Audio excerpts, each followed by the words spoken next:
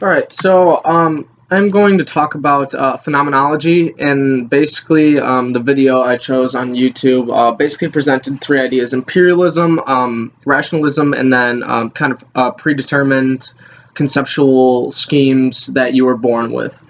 So basically, it describes imperialism as basically just delivering you kind of as you get older, you notice that things start to connect. You kind of live yourself through experience. Like the first time you ever see a dog and somebody calls it a dog, your mind creates that kind of connection between the two, and now you're like, oh, that's a dog. Now every time you see that specific dog, you're like, wow, that's the first dog I've ever seen, or that's what a dog is to you, because that's what you've came to know. And then the more dogs you see, the kind of the wider your range of necessarily kind of your idea and concept comes.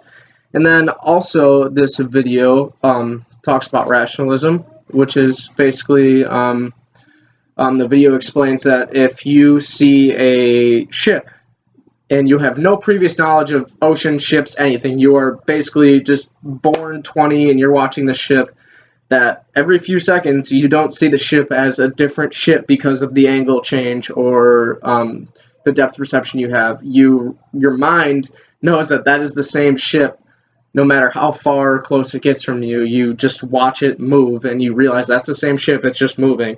Your mind knows that even without any knowledge or previous knowledge or the imperialistic, you have to experience things to actually know what they are for your mind to actually come through with them. And then it kind of, as the video goes on, it kind of talks about a philosopher who kind of was nor an imperialist and like had an imperialism point of view or a rationalist point of view.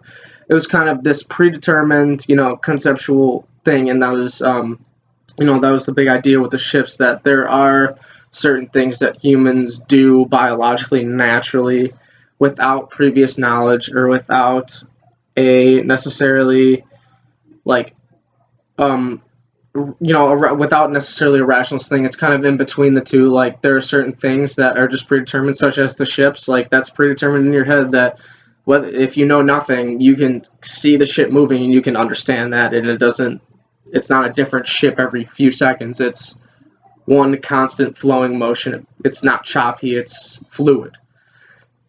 And then I think that obviously phenomenology is not exactly a very easy thing to understand, but I actually through my classes in philosophy and psychology, I kind of understand that basically the whole idea of it is basically the concept that through life you deal with certain things. And once you deal with something once, you have an idea of that, of what that interaction is going to be based on previous ones. So, for instance, I grew up in a small suburb of Chicago, or well, actually not a very, very large suburb of Chicago, and I graduated with 1,200 kids.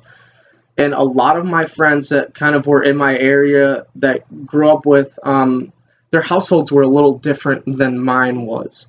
So when I went over to their house, they were much more, the language was worse. They were much less proper. They ate on the couch. They smoked cigarettes in their house. They, they had bikes, crotch rockets in their living room. They kind of were much more loose with the rules than most people are today, I believe anyway. And then one day, I brought my girlfriend over to one of my best friend's house, and she's from a very wealthy neighborhood, like where my household is different compared to hers. And then the household we were going to my best friend's house was an extreme, something she's never seen before, some version of households that she's never seen before that she didn't know existed. So she was very in a way shocked when she saw how they interacted with each other and kind of reacted to things they said, and how little communication there was to be needed, but they understood each other. And at the same time, me being, over there all the time, I became comfortable with this. Like, I understood that this is not the way my life is, but this is the way that some people's lives are. and they are real people. They're the same as us. They're the same as me. They have the same feelings, thoughts, ideas, everything. And they do things the same way. They just live a different way. And she was very shocked at the point that she, became quiet and didn't really know how to interact with these people, while me, who grew up with a much more similar household to hers, was completely comfortable in that situation because I've understood and seen those things before. I've experienced them before. So now when we go over there, the experience is her, because of that experience, she now understands that unfortunately not everything is the way she has seen it for 20 years. And it's different all over, no matter where you go. And I think that, obviously, like, they're not any worse of people because of their situation or whatever, but that is a realistic thing. Some people just aren't, given the best set of cards, aren't handed the best set of cards.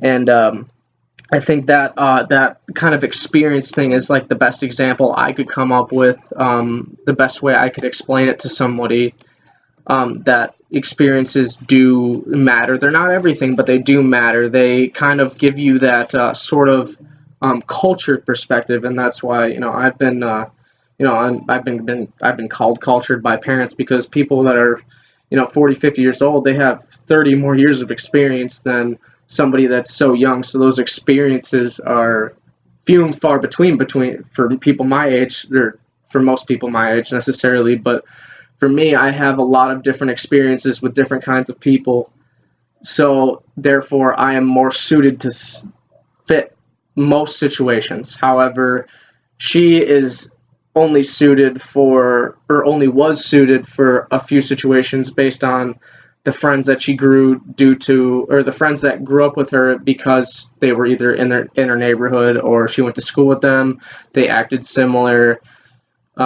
Things like that, who, again, like, a community, environment, which, communities can tend to stick together. They tend to have the same ideas. They tend to do things the same way.